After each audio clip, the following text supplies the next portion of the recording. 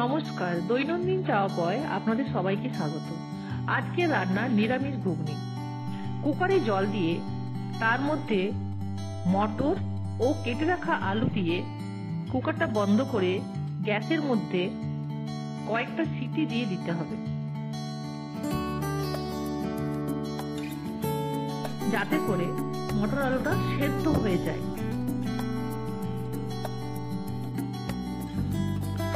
তারপর কড়াইয়ে তেল গরম করে তার মধ্যে তেজপাতা, এলাচ, দারচিনি ও কয়েকটা লবঙ্গ দিয়ে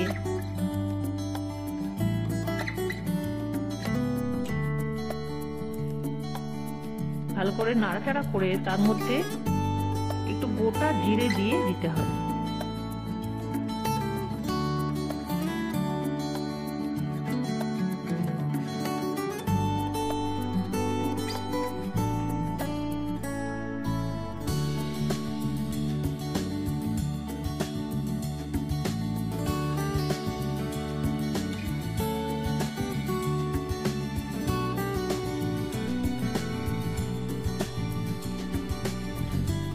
গোটা জিরে দেওয়ার পর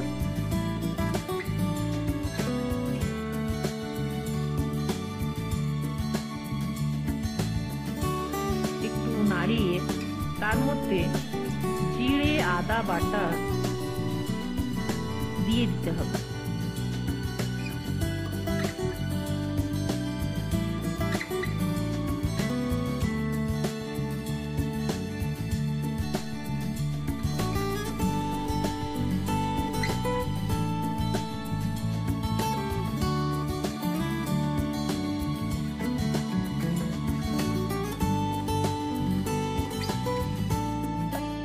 জিরে আদা বাটা দিয়ে একটু নাড়িয়ে তার মধ্যে নুন, হলুদ দিতে হবে।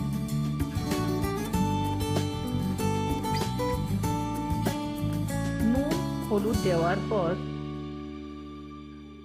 সেদ্ধ করা মটর আলু তার মধ্যে দিতে হবে।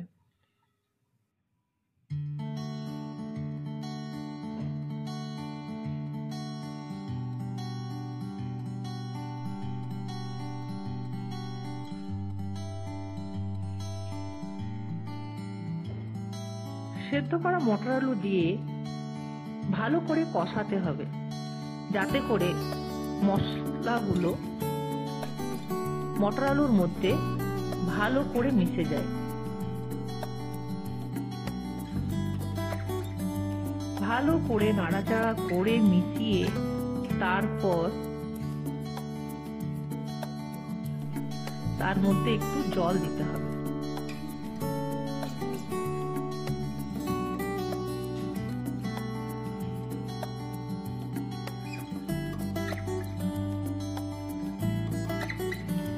জল দেওয়া হলে আরেকবার একটু নাড়িয়ে তারপর তার মধ্যে কাশ্মীরি লঙ্কার গুঁড়ো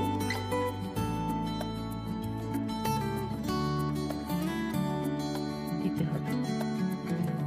কাশ্মীরি লঙ্কার গুঁড়ো দেওয়ার পর একটু ফুটতে দিতে হবে। ফুটে গেলে তার মধ্যে গরম মশলা দিতে হবে। আমার মনে হয় এই গরম মশলাটা নিরামিষ রান্নাই হোক বা আমিষ রান্নাই হোক, যে কোনো রান্নার টেস্ট একটু বাড়িয়ে দেয়। আপনারা যারা রান্না করেন তারা হয়তো আমার এই কথার সঙ্গে একমত হবেন। গরম মশলাটা দেওয়ার পর এর একটা টেস্ট এসছে, যেটা এই নিরামিষ ঘুগনিটাকে দেখতে যেমন ভালো দেখাচ্ছে, তেমনি খেতেও এটা খুব সুস্বাদু হয়েছে। এই ঘুগনির সঙ্গে আজকে আমি রাতে ডিনারে বানিয়েছিলাম বেগুন ভর্তা।